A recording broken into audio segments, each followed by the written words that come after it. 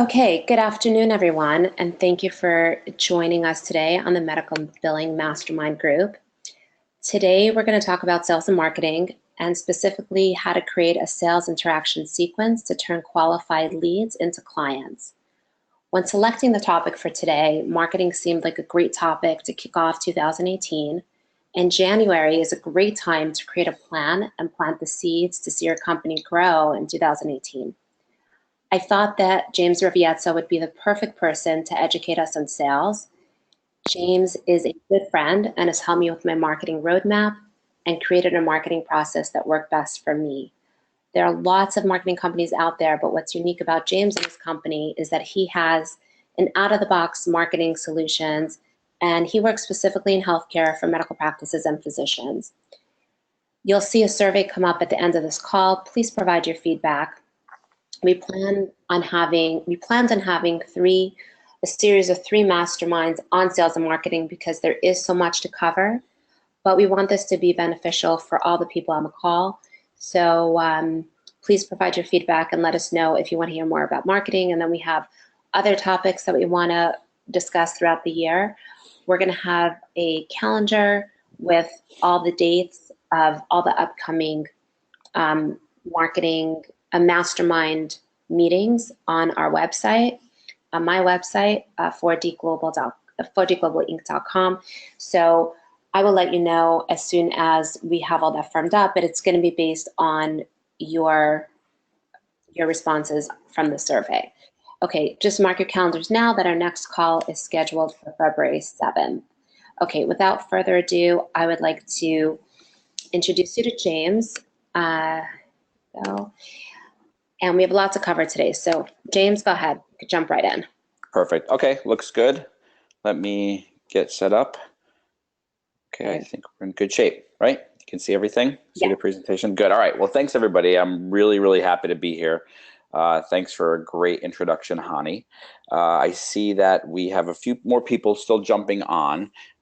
So while we go through that again, I wanted to kind of touch on a few things, even before we get into today's topic. Okay, so as Hani mentioned, what I really want to do is I want to be able to share with you kind of the process that I've kind of discovered over a period of more than a decade selling to medical practices of all different sizes. Okay, and so I started off my career actually right as a primary care practice owner here in Arizona, and I owned a very fast growth primary care practice for about 10 years. And what was unique about that practice was we were able to come into an area that was a rural area that had just implanted a new hospital. And so we were able to get, as a medical practice, we were able to come right out of residency and establish a foothold into a market, which allowed us to establish a really strong reputation. And more importantly, we felt at the beginning that everything was just beautiful and perfect, right? We were getting contracted with payers very quickly. I like to tell a story that in the first year of being in private practice, it was like the honeymoon period. Okay, we were getting paid very well for our services. We were getting supported by our patients. We were getting supported by the hospital, and we were getting supported by all of our referral partners. Okay, so of course, unsurprisingly, the first thing we did was we sought out a resource to help us with our outsourced medical billing, because that was something that I knew we did not have the expertise to manage and all the complexities. Okay, and so now what had happened was, as we grew through the different phases of that practice, from small, medium to almost large, before it got sold off, which is not uncommon with primary care. What we experienced from the billing standpoint was very eye-opening for me. And as we went through different phases, we actually, through the entire period of the 10 years, we went through 4 different billing companies. Okay, and so you'll hear me talk about this, and you'll hear me talk about this in any subsequent training that we'll do. But ultimately, the problem was that as we grew, I felt like we kept outgrowing billing companies. Okay, and so we have this churn rate because we seem to get to this point of no return in the relationship with those billing companies that made me ask the question, is this company holding us back or are they helping us grow? Because as many of you know, because you've been in the industry for so long, payers have their own dynamics about how to reimburse for different codes, and oftentimes you can almost feel or see the ebbing and flowing of reimbursement patterns for different types of specialties. Okay, so for us as primary care, as we expanded and brought on more ancillary services, and of course found innovative means to make up a more profitable business, it never felt like the billing companies that we were using were really helping us or partnering with us. Okay, now the question is, whose failure was that? Was it the failure of me as the CEO of the practice in not being clear on my financial goals? Or was it the failure of the billing company who was incapable or for whatever reason didn't have the process to build a relationship with us in the long term that helped me create certain financial projections, certain expectations, especially as a new practice, as new physicians, right?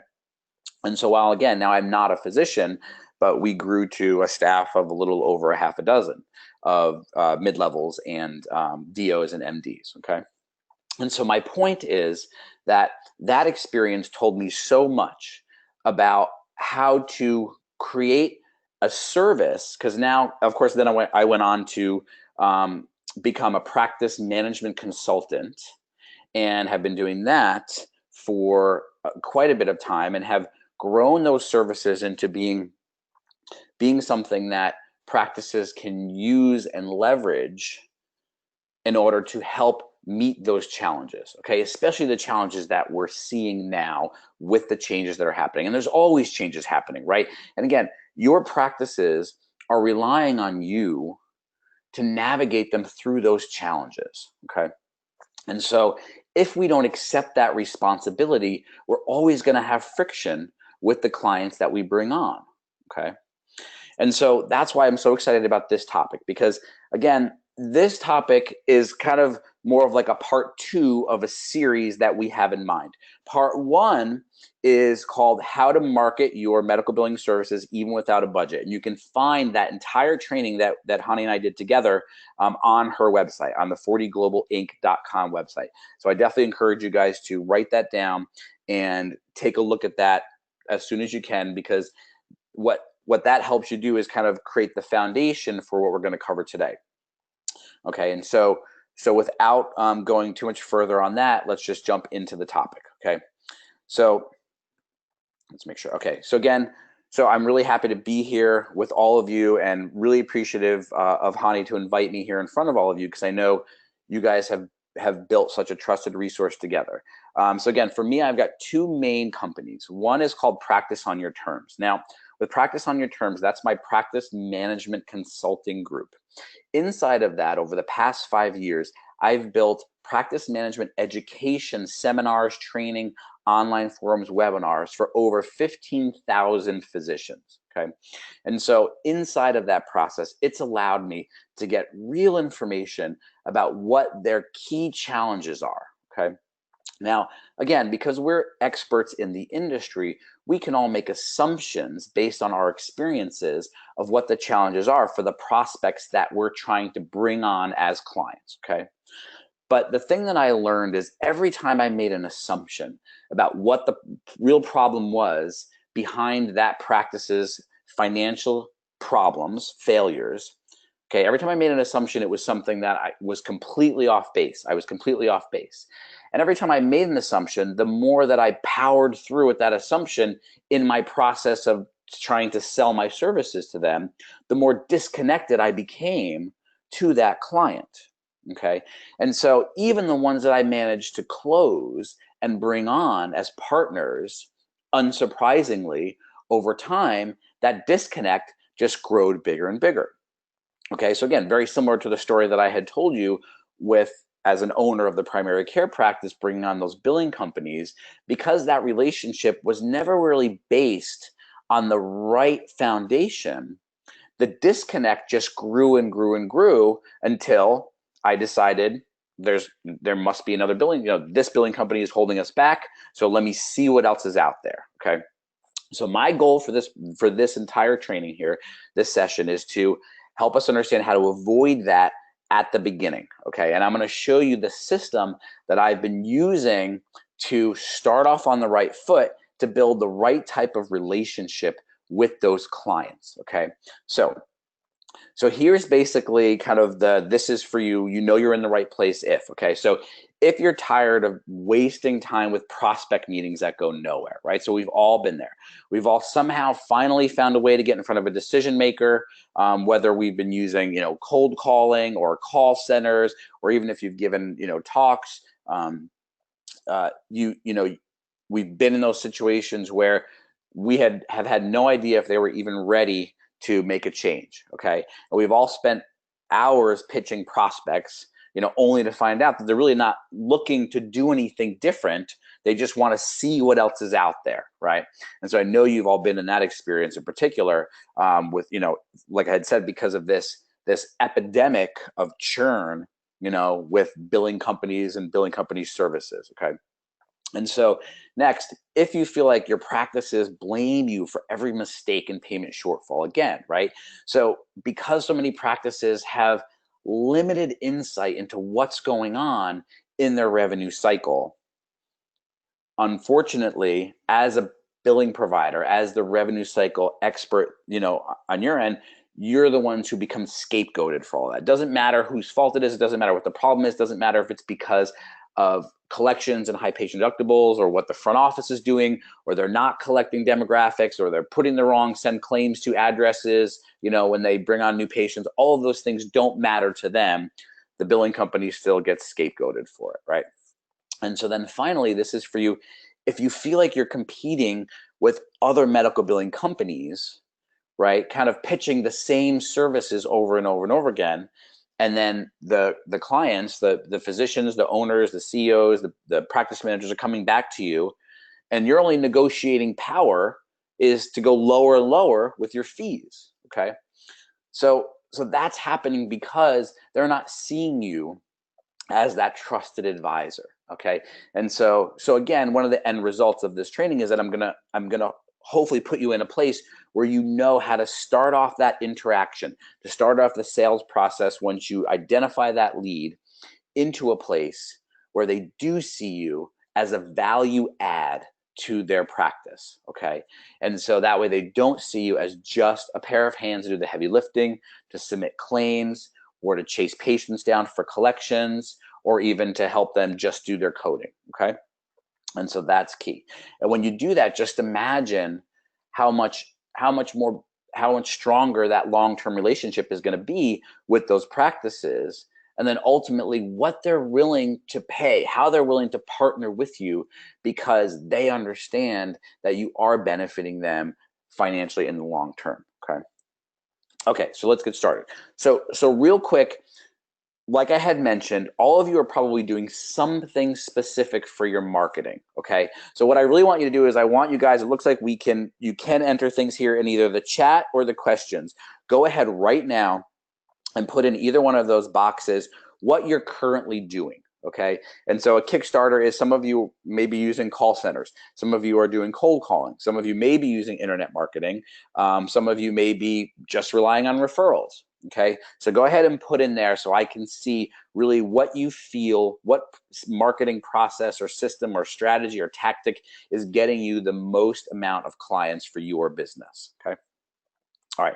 So as those come in, basically the question that I have is, do you have a system in place that's helping to feed you those leads, or are you just taking a shotgun approach? Okay. And what I mean by a shotgun approach is, a shotgun approach basically is something that we all do when we don't have a repeatable process that we can integrate into our day-to-day, right? So as owner operators of your medical billing companies, you have a lot on your plate, right? And so, what I love about working with Hani is she and I have had so many great conversations about, for me, how valuable you guys really are to those practices, right? You're the key to their survival. Okay. And so the only thing holding you back most of the time in being the key to their success is just your own obstacles, right, that come from having so many things on your plate, playing so many roles in your business and wearing so many hats, right? And so some of you may be playing salesperson and running the finances of your business and staffing, right? And managing audits. So any of those things could fall on your plate. And so again, a shotgun approach is basically taking leads as they come, not having a plan. But this is why this is a great time of the year, because this is the time that hopefully you're all creating some financial goals, right? And so financial goals can only come in association with your expectations for sales and marketing. Okay. So how many new clients do you hope to bring on the first quarter of 2018? Okay. And then how do you expect to do that? Okay. So a marketing system helps you create that predictability. Okay. And when you have that predictability, then the next step is you can understand what do you need operationally to get those things done. Okay. So again, Okay. so that's James, just are you able to see, James, are you able to see the answers? I have not. Let's see. I don't see Okay, any answers yet. Let me see okay, chat. I'll Do you tell see you. any? Okay, so Okay. we have cold call centers, website referrals, exhibits. It shows referrals are the best. Nice. Marketing company who does SEO, updates our Mm, website, writes blogs, and sends out love it. mailers for us. We have a marketing rep, and we use Salesforce. Okay. Um, Okay. Word of mouth now because nothing else has been effective. Mm, Um, yeah, and we have a few other marketing companies. great. Cold, Okay. yeah. Good. So it sounds like a lot of you are actually outsourcing your marketing to other resources, which is smart. And it sounds like a lot of you are leveraging some online resources to get some leads. A lot of you, it sounds like, right, a lot of you using the call centers, which I know is common, and then absolutely referrals are best, right? So let's start there, because I don't want to get too deep into marketing tactics. Again, I recommend that you go back and watch the first part of this training that's on the 40globalinc.com site, where we address kind of different methods of finding leads, okay? But here, why do referrals work the best for us, okay? Is because what we're doing when we bring on new clients is simple, right? It's really simple. Is we're simply seeking to build reciprocal relationships with the right people, okay? And so what does a reciprocal relationship mean? Basically, it means it's just a win-win scenario, right? Between your company and the practice and whatever the challenges that they're facing, okay? And referrals work great because referrals help get to know, like, and trust as quickly as possible, okay? And that's the goal. So what we're going to cover here is outside of referrals, but the biggest complaint we hear people say is, I can't just rely on referrals because referrals are unpredictable, right? And that's true.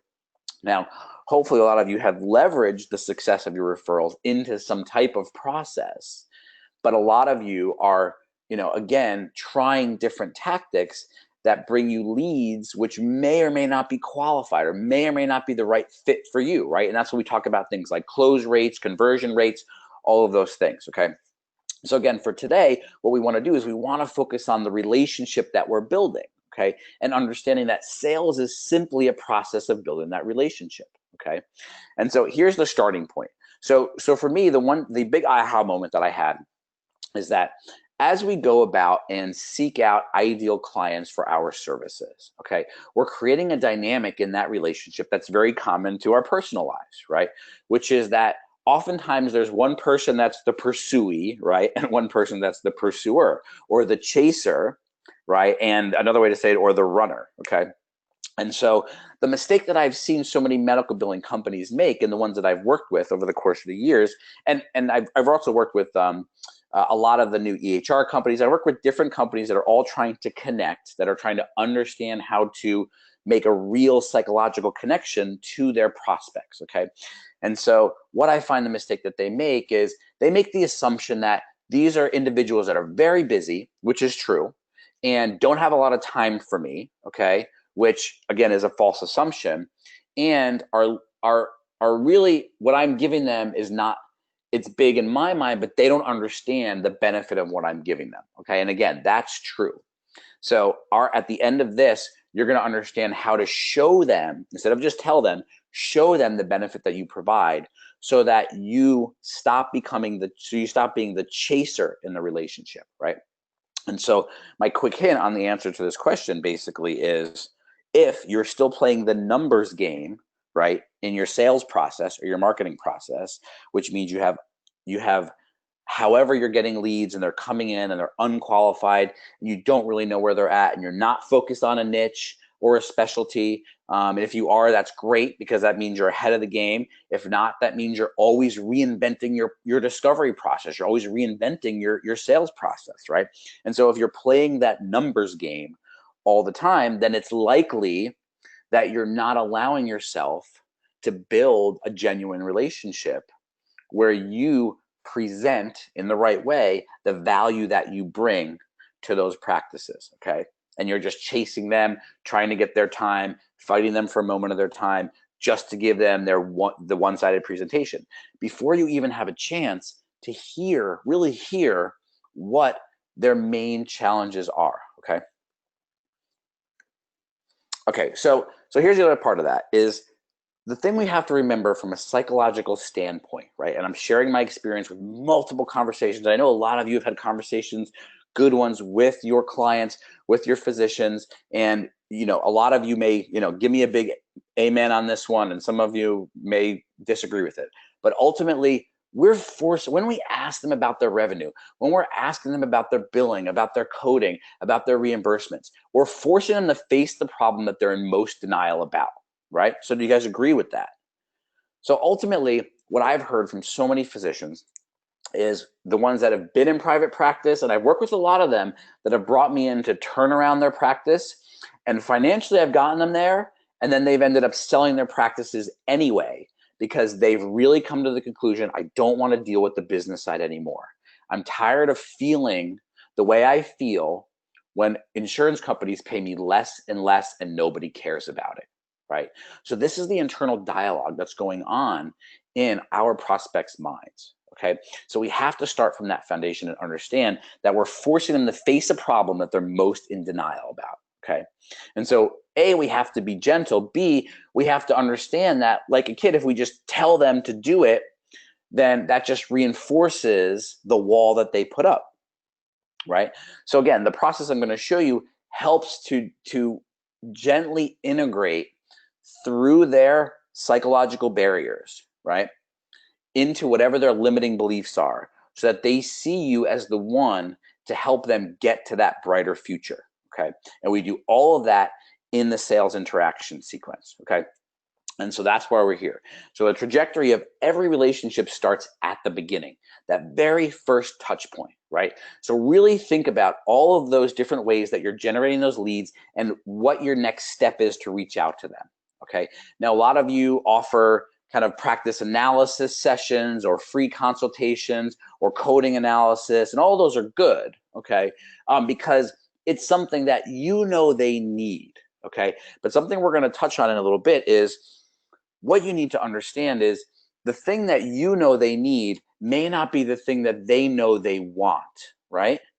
And so when we talk about selling to wants instead of needs, we really understand what I'm going to touch on a little bit later in the second kind of phase of this, is that we really want to understand the problem that they know they have versus the ones that they don't know they have, okay? So when we're trying to sell them the problems that they don't know they have, we're not connecting with them, okay? Because we're just telling them the thing, again, that they're afraid to face, okay? So in the beginning of that interaction, we need to follow a framework that seeks to hear and listen first, okay? So the first part of that is finding what I call finding the one problem, okay? The one problem that's most important to them, okay? And I call this the concept of isolation, right? How the concept of isolation increases sales, okay? So really, when we talk about isolating problems for our ideal prospects, okay, the first step is finding the hook that engages them, okay?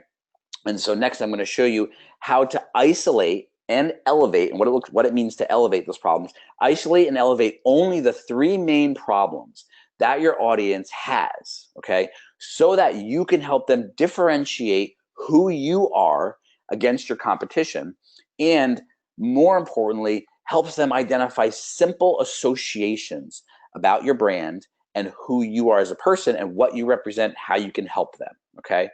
So instead of trying to solve all of their problems all at once, and again, like we had said, instead of making assumptions about what problems they need solved, you need to seek to understand what's the problem that they want solved, okay?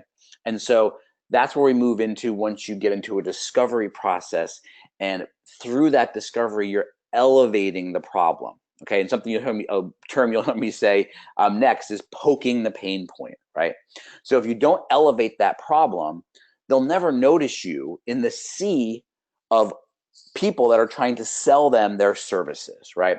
So even if you get an inbound inquiry, and when we've all heard about the magic of inbound online marketing, it means that, you know, they're coming to you, and that's really only true to an extent, right? Because it's still, you're still not at the phase where you're building a relationship. You're still just educating them, right? But depending on the content that you're putting up on your website or the education materials that you have available, that's crucial in that being that first touch point that sets out the trajectory of who you are and what you represent, right? So this isn't just about your face-to-face meetings. This is about how you design your marketing content, your materials, the copywriting on your website, okay, the founder story, your bios. Everything needs to feed in to a narrowly focused hook that engages your prospect to start that process, that thinking where they're like, wow, they really understand me. They understand my problems, right? Because like in any relationship, that's what we need to do. We need to connect with the person first by listening to them, by understanding their problems first, okay? And so to that end, I've created what I call a 3-spoke framework. And you can see here, I even call it the 3-spoke content framework, because really this is about your messaging. This could be anything from the blog post that you put on your website next week to the conversation that you have in a networking event, right, at a trade show. Okay, the point is creating a messaging that stays on point for who you are, what you do, and how it helps that specific person facing that specific challenge. Now, again, if you're focusing on a tightly knit, on a really well-defined target niche, like a specialty like internal medicine or interventional radiology or interventional pain or cardiology, any of those things give you a leg up, because this process becomes so much easier, right? So if you look at this slide, really what we have is we have what I call the unified core problem, okay, and the unified core solution, okay? So basically this is where we seek to create our starting point, where we understand what's the main problem that our client is having, our prospect is having, okay? And then ultimately, how does my solution help to fit the problem that they're having, okay? So this is as generic as we can get, right? Staying profitable as a growing medical practice. That's the unified core problem for almost all private practices right now, almost all independent practices, and even some that are corporate owned, okay? And so when we start from there, how do we drill down and now get even more specific to build this out? Okay, so I'm going to go through this quickly, but again, I do this in more detail on the part 1 of this training, okay, which I'm going to keep referring back to because you're able to really understand how we build this out in detail, okay? But I'll summarize it here. So now let's dig a little bit deeper, and as an example, let's say an internal medicine practice that's having challenges because they can't stay profitable and they don't understand why, but somehow they know that they're not getting paid enough for their chronic care patients, okay? So inside now of that unified core problem, which is a little bit more specific, we're able to go through and understand and seek to understand what their spoke problem is, okay? And our goal is to take as many as we can and remember, pick the top 3. Okay, get the ones that have the biggest impact on them personally, okay? Because the problems they know they have are the ones that affect them personally. We know the ones that affect them financially. We know the ones that affect their revenue, okay?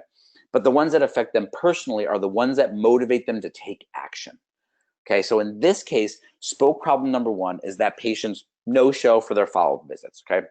So let's say that's something that you've heard from That practice is physician, front office coordinator, and office manager, okay? So you heard out of their mouth that patients are no-showing and we don't get paid on those visits, and that causes us, you know, a opportunity cost or loss of at least 20% of what we could be making, okay? So that's spoke problem number one. So problem number two potentially is that there is some awareness that that their established visit reimbursements, right, their 99213s don't cover the cost of the visit. Okay, so spoke problem number three, again, potentially could be more specific to coding, undercoding and claim denials, right? So again, you can see how the first one falls into one category, the second one falls into another, and the third one falls into a third, right? So again, I can hear all of your minds running, right? Because you're coming up with solutions for each of these, right? As you think about it. One is really about their internal operations. The second one could potentially be about their fee schedules, or again, their claim submissions, or you know, are they undercoding? Are they overcoding? The third one could be about documentation, right? So these are all solutions that you guys are perfectly positioned to solve, okay? And so our instinct is to jump right in and say, yeah, I already know these. So we go into a sales pitch, right? But again, remember, if we do that before we've built the rapport, before we've connected with them personally about these problems, then we've lost the opportunity potentially for the life cycle of the relationship to show that we understand them, okay? And so that's why we move into what I call the purposeful messaging, right? Which is thinking about that, and then why are you providing the service that why you do what you do, right? Why is it personal to you as a CEO, as a lead salesperson, as a representative, as an affiliate, anything? Why is it important to you, okay? And how does it align to what's important to them? Okay, and so that's why I put together this little Venn diagram here where you need to think about how do you align on a shared purpose? Because if you do that, then you can really begin to make an impact with the decision makers and even the influencers, right? Your practice managers, your office managers. There could be a front office coordinator who's, you know, resubmitting claims, something, whatever the dynamic is, okay? But you want to show that you both are on the same page, okay? And through that, through the presentation of their specific problem and your specific solution, you start to build value by showing instead of telling, okay? Okay, so that brings us to the second part of this process, the second phase of the system, which is poking the right pain point, okay? So we've already addressed this a little bit. So understanding the problems they know they have versus the problems they don't know they have are crucial in moving through the relationship building stages to get from you being someone who is there to sell them something to you being someone who is the answer to all their prayers, okay, to everything that they need and to help solve all the problems that they have, okay? Again, notice how I'm not saying specific to their revenue because they may not know that's the problem that they have, okay? They may be focused on, and I can't even tell you how many clients I've onboarded from referrals that had nothing to do with the core services that I provide. Again, so as a practice management consultant, I offer custom revenue dashboards. Of course, I do financial management services. I do staff trainings and operate all of these things. But I can't even tell you how many of my leads came from something that seemed completely disconnected that they were experiencing, but was really personal to the person who decided to take action and get help, right? So that's really, really important. And so, of course, then I learned that until I had connected with that person about that problem, only then did I earn the right to start to move them from the problems they know they have to the problems they don't know they have, okay? And so inside that, we've talked about basically the 4 keys, right? And so I'm gonna go through these quickly because I wanna make sure we have enough time for questions, but you guys will have the slides available so you can go back and review these. But key number 1 is seeking to hear what they're telling you instead of just listening, right? And hearing basically is the process of using all of your experience and all of your knowledge to think about what they're telling you, right? And then instead of just thinking about problem solution, thinking, how does this affect them, right? And there's simple statements you can use when you start to build rapport, when you start to connect with those people. That must be really hard for you. I can see how frustrating that is for you, right? I can see how this is keeping you here for 2 hours more than you need to be every night. I can see how this is making you feel overwhelmed with paperwork, right? So these are all personal issues that we're connecting with first. So we're starting to build trust by following those steps. Okay, so then finally, when we find out which is the most important to them, we can dig deeper, and then they're gonna give us more details on how it affects them personally, right? So again, point number 3, getting them to describe their frustration on a personal level, right? And when we do that, then we can get when we're hearing, we get a true sense using our expert ears, right, of what they're really experiencing, okay? And so as long as we're connecting with them, and then we're getting them to give us more about how that affects their day, they're effectively telling us everything we need to know to deduce, right? Because we're the investigators there, to deduce how it affects their potential revenue, right? One of the first questions that I ask, which are very simple when I go into a practice for the first time, and they've come to me because they said, we can't cover our costs anymore, right? Oftentimes that's it. They come to me in a turnaround situation. We can't cover our costs. We don't know what's happening, okay?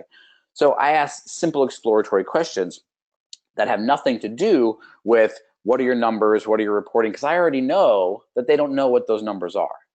So I ask them, how many patients are you seeing per day? How many providers do you have? How many hours do they work? How many no-shows do you have? Do you know how many of them carry high deductible health plans? All of these things that allow me to do the calculations behind the scenes to deduce what's going on, but still keep them telling me what makes it personal to them, okay? And so those are the keys to building trust, by connecting on that personal level, okay? Okay, so next is really just some starter questions for you that I kind of already gave you, right? So now we want to still remember that we're staying focused. We want to go deep on the biggest problems, okay? What frustrates you the most? Why does it frustrate you? Can you describe how that affects your day? How does that make you feel? And ultimately, this is the big one. What are the consequences of postponing doing anything about this, right? And I like to say, how long have you had to endure this? How long have you had to, go on like this? And how much longer can you take it, So talking about how it affects them personally and getting them motivated to take action is 80% of the heavy lifting here, okay? Because then you're getting them to a point of trust where if you've done this really well, you won't even ever, because I've gotten to points where they don't even ask, what do I do or how do I solve the problem? Okay, we don't even have that conversation. They trust me so much that all I do is paint the picture for them of how things can get better. And they go, good, finally someone who can take care of this for me, okay? That's what they're looking to do. That's what they're looking to you guys to do, okay? And so the next step here that I put in here, and I think a lot of you really understand this, so I'm going to go through this quickly too, which is just understanding how to navigate through gatekeepers to influencers to decision makers, right? And so for a lot of us, for a lot of newer companies who are just getting into the space or just defining a certain niche, what I recommend is they literally create a playbook, right, where they understand the roles and responsibilities for every type of person in that practice. Right? And because only when we understand all the different roles can we effectively gather information about the practice, focus on the spoke, right? Each of those spoke problems and how it affects each role, right? And then quantify the personal loss for each of those particular roles, okay? And then finally, of course, empathizing with that problem. So that's all about what we're talking about, okay? So then from here, we get into the final phase. Okay, so the final phase I call flipping the script, right? Which is how to close without asking for a sale. Okay, and so what does that mean? That's crazy talk, because people normally say, well, you're not going to get the deal unless you ask for the sale, right? That's like sales 101. Okay, but the thing to remember that in this environment, okay, on average, physicians' practices, regardless of the size, receive 25 sales calls just into their practice alone per day, right? So across the board of physical therapists, you have device companies, you have billing companies, you have EHRs, you have ACOs. I mean, it's like every week there's more and more companies that are going to profit off of the patient volume of a primary care in particular, but all specialties, right? And so again, it's so important that you differentiate by being different and sounding different, okay? By making a connection, a real connection with the people, with the prospects that you're talking to, okay? And so in order to get to that final phase where you earn the right to ask for the close, right, without being salesy, okay, only once you've identified the real consequences of their biggest problems and connected those consequences to the client's personal experience, right, are you ready to move them to the next phase. So now the question is, what's the next phase? How do we close? What's the final step? Okay, so remembering for you, the final step is not getting them to sign on the dotted line. That will come as a byproduct of getting them to know, like, and trust you. Okay, that's what we're seeking to accomplish. Okay, that's the real close. When you get the signs that tell you that they trust you to solve their problems, that's when you're ready to move them into the next phase, which should be the next level of discovery, right? Now it's your practice analysis. Now it's your coding analysis, your revenue analysis to really see if you're a fit. And this is important because you're not asking them to do business with you, right? I hear this mistake over and over and over again. They've done all this good work and then they say, okay, well, I want to do business with you. Okay, so you've just disqualified everything that you've done, all the work when you say, what do we have to do business together? Because now you're asking for the sale, okay? What you want to do is you want them asking you, how do we work together, okay? And so here's the most powerful part of this system, okay? So how to close without asking for the sale. It starts with the fact that we have to accept nobody likes being pitched. So if we're playing a numbers game, right, as part of our sales and marketing process, we're just overlooking this. We're just pretending that this doesn't exist. Okay, but the reality is you don't like it. Nobody likes being pitched, right? And our BS detectors, especially doctors, are getting more and more heightened and more acutely refined so that they can sniff it out faster, right? And so that's why it's so important to focus on the series of statements and conversations that you're having before you make the quote pitch, okay, that seeks to bring emotion and logic, right, for that prospect so that they now have the desire for your help. Okay, so let's talk about that. We've talked a lot about emotion, but logic is crucial. Logic has everything to do with showing that, facts and figures and data and statistics that are abundantly available to us through the HFMA, through the AMA, through any blog, through New York Times, right? All of these things, because we're talking to analytical people, right? We're talking to our prospects that are scientifically minded, analytically minded. They respond to data.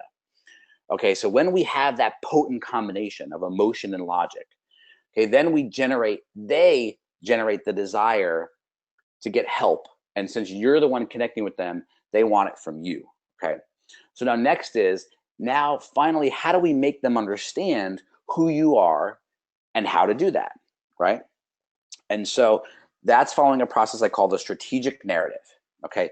So the strategic narrative is in replacement of asking for the sale, okay?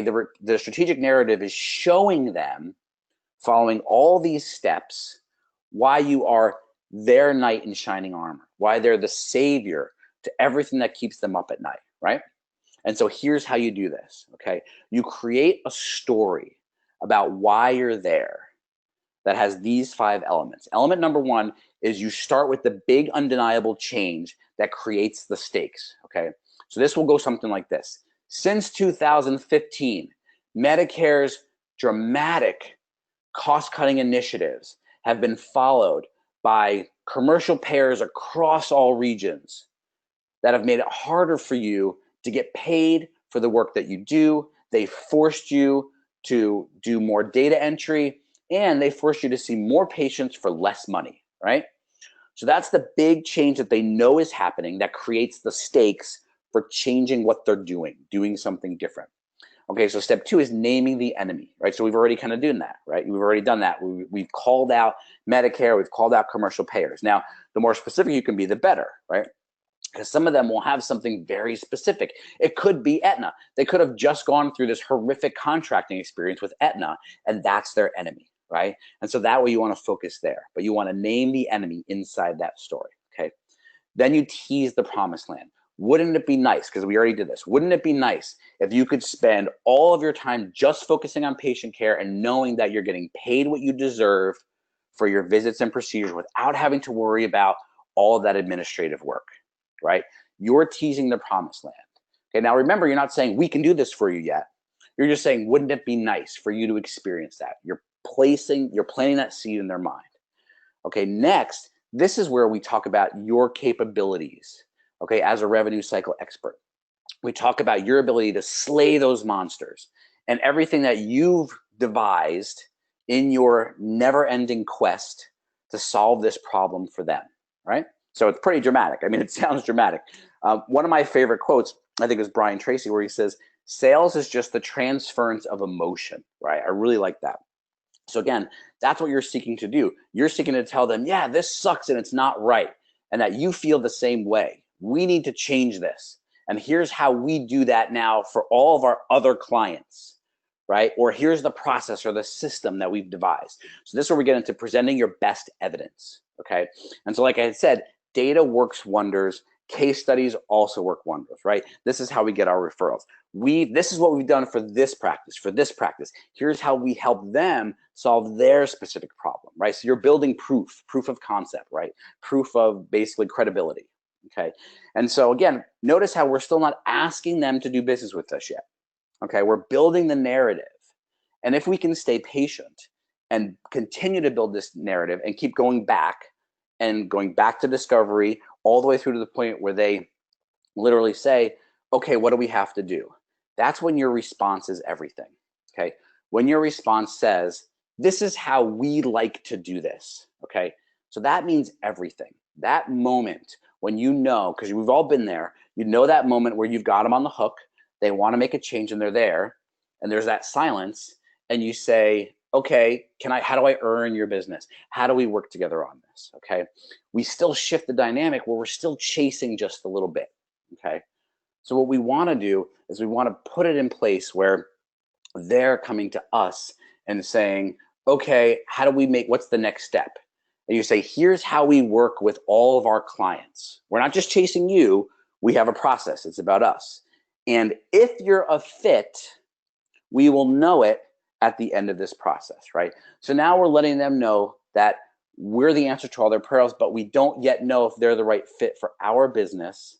That's why we've made it easy for them to go through the steps. We've done everything we can to make sure that we can get them to that promised land. And if we can't, we will do everything in our power, right, to find you a resource that will get you what you need, okay? So this approach comes with the confidence of having qualified leads, right? So again, when you have a system in place that brings you those qualified leads, the more of those you get over time and the more base of clients you have, the easier it is to go ahead and do that, okay? And so really that's the whole system. So to recap it real quick, because I'm running out of time here, is step one is finding the problem that they resonate with most, okay? Step two is building rapport by focusing on the problems they know they have, okay? And step three is using that strategic narrative to move them to your defined discovery phase that keeps you in control of the interaction, okay? So good. So again, so ultimately, when this is something that you can slowly integrate following these 3 steps into whatever it is you're doing now, okay? And then as you get experience and you listen and learn from your prospects, you can create more of a defined structure that will help you to get from that point of them being a cold lead to being someone that knows, likes, and trusts you and is willing to trust you with not just their business finances. One of the things I say a lot too is you have to remember they take it personally. So it really is like handing over their money, their bank account to you, right? And so you have to build that trust. That's so important. All right. So questions, comments, can I get an amen? Okay. You did a wonderful job. I got some comments here that this is one of the best presentations they've seen in the industry. Somebody asked if they can get copies of the slides. Okay. So, let us know how to do that. But please type your questions in the chat box or in the question box. And it could be any question that you have about marketing in general. James is a guru of all things sales and marketing, as you've seen from our presentation today. So feel free to ask him anything that you've been struggling with or any questions about anything that James has just been talking about. And maybe, James, while we wait for those questions, you want to tell us about your road mapping strategy and what you do, what like something that you've done for other companies in the past. Yeah, you bet. Thanks. I appreciate that. And again, really like, so following this system may be something that you're doing integrated into your process and may be really new for you. But ultimately, the main question that you should have right now is, how do I integrate this process into my existing marketing? Okay. And so now's the time to ask that. And I'm sure you can shoot me an email. You can shoot Hani an email. Also, we'll make sure we get that question answered. But really, that's the one that I'd love to answer for you. Okay. Which leads into kind of what I offer for all of you, and what I've been doing for a while here is so to take the next step. If you're looking to take action, okay, to really motivate your staff, get that process down, create a system to bring in more qualified leads, then what I have is a medical billing road mapping kind of program. Okay. And so it's an 8-week program that basically I walk you through a series of 3 main phases. Okay. Phase number 1 is we do a deep dive on defining your brand and what it stands for, and helping to look at that brand and see what niche or specialty it aligns best with. Okay. So the second part of that actually is we take that and we cultivate messaging, kind of like we had talked about here, that's well defined and specific to that audience. Okay. And then phase 3 is we integrate that into an education program that includes whatever it is that you're best getting results from as part of your marketing system. Now, the one thing that I offer as the bonus, okay, that's huge, is that right now, as I mentioned, I do practice management education training to more than 15,000 physicians and practice managers across 7 different networks. Okay.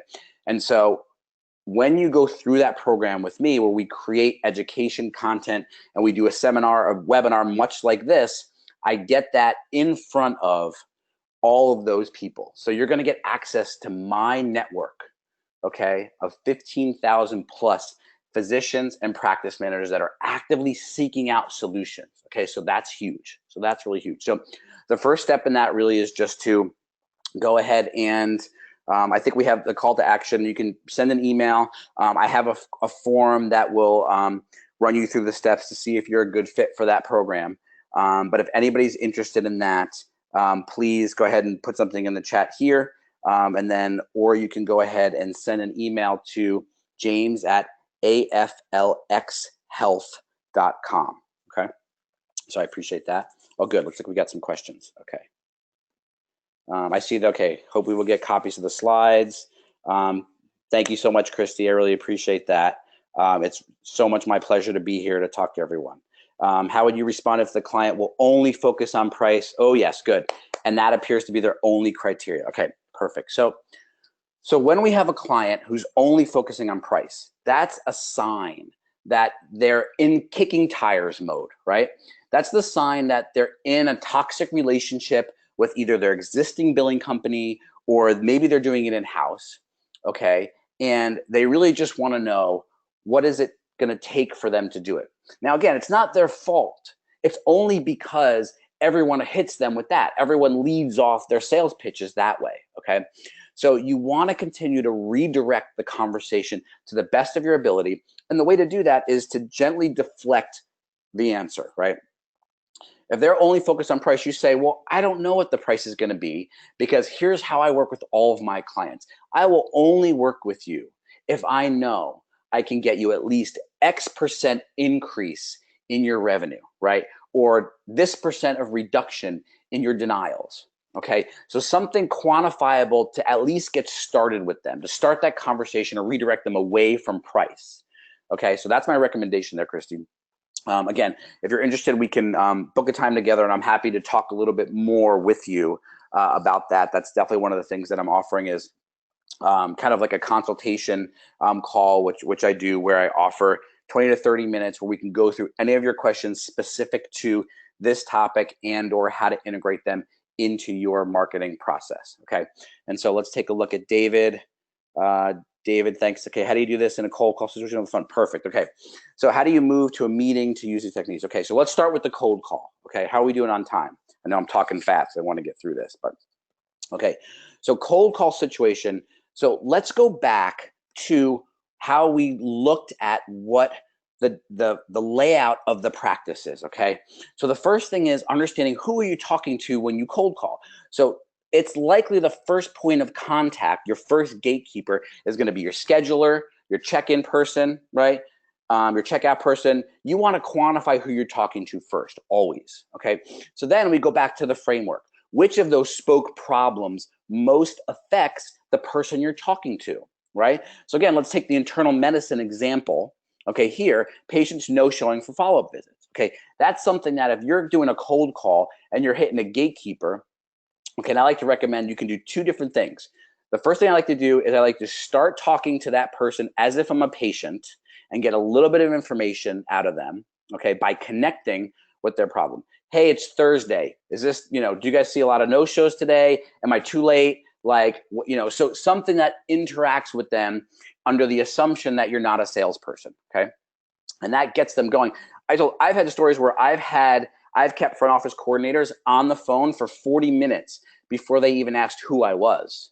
I've already gotten them to tell me all about their patient volume, their challenges, if they do billing in-house or not, what types of patients they have, what their pain in the butt patient was last week. So again, you can do that. It depends on your comfort level and your personality, right? Because again, the thing about there's no easy, you always have to overcome that awkward phase, okay? And so connecting with the person you're talking to and then moving up the ranks, right? And you want to do the same thing. So you connect with the front office coordinator, you find a way to connect with her problem, how it affects her personally, and then you segue it into a conversation with the practice manager. And then you segue that into a conversation with the doctor. Okay, does that make sense? So when you're able to, it takes more time, of course. That's why cold calling is not ideal. But ultimately, I've seen people be able to build those relationships right away. It's all about how you approach it. Okay, it's all about not being salesy. And I also like to sometimes say, hey, I just want you to know right out of the gate, I'm not a patient, but I'm also not here to sell you something. Here's what I do. Here's how I help your type of specialty. Okay, and oftentimes that works. Okay, and then how do we move to a meeting to use these techniques? Good. Again, it just depends on finding out what the initial touch points are that your prospect's most comfortable with, okay? And so a meeting is something, again, if you're cold calling, I see a lot of companies that are using call centers to set meetings, and then you as the CEO show up and you have very little information to go on, okay? You want to try to avoid that at all costs, okay? So I hope that helps, David. Again, if you want a little bit more, jump on the phone with me. We'll make sure we have that information, and then we'll be able to dig a little bit deeper. Okay. So Robin, what would you suggest when a client brings you on to solve a problem? As a company, we lay out the resources, spend time and money. Yes. Then the client doesn't pay. Good. Okay. So this is a really good one too. So now we've got a client who does see you as a trusted resource. They understand that there's something out of control. Okay. Now this is what we call doing work on spec. Okay. So the problem with very long, drawn-out proposal processes, right, is that ultimately you get sucked into this place where you're helping them solve their problems, right, while you're trying to earn the business, right? So what's really going on here, again, we're going back to the dynamic, okay? They know you're chasing. And so they're getting you to jump through hoops, and I hope I'm understanding this right. They're getting you to jump through all the hoops that you can to prove, quote unquote, to them that you can solve their problem, okay?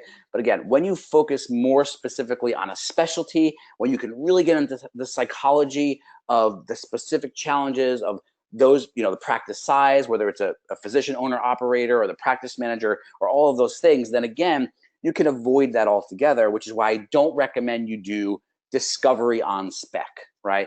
So, and that's the problem that we have when let's say we have an online form and they fill out the thing, they read an article, and then it says, sign up for our free practice analysis, right?